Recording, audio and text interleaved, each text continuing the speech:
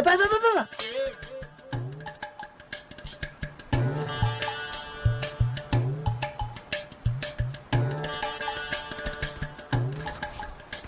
අයිය ගැහුවානේ.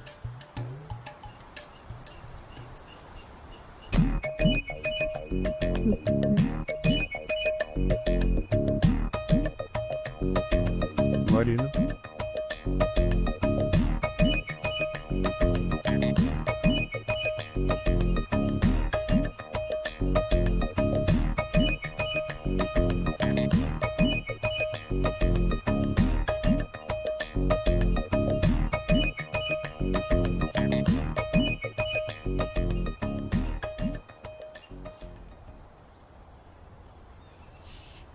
දෙමත්තෙම් කකුලි ඉංග්‍රීසියෙන්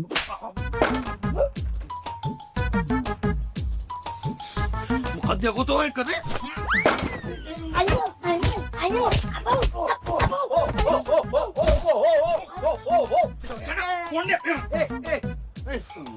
කොහොමද වෙද මහත්තයා වෙදගම් කරපු කාලේ බේස් ගත්ත පුරුද්දට මේ ආවේ ගොඩහනෝගේ බේස් ටිකක් ගන්න කියලා. කකුල් උලුක්කොට අපි කන්ට කාලා හරියනවා. තේ නොබලගෙන ඉන්න.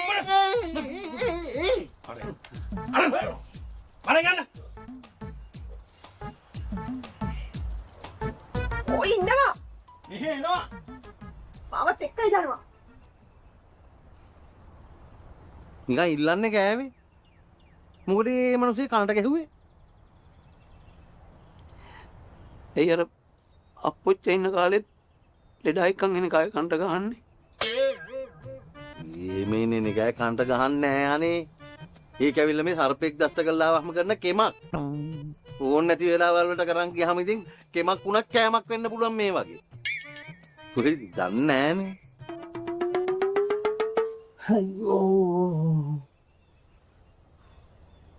මාර ගහිල්ලක් නේ එව්වෙව්. මොකේ කන එන්නේ නෑ වගේ හරියට. මට වේදනයි.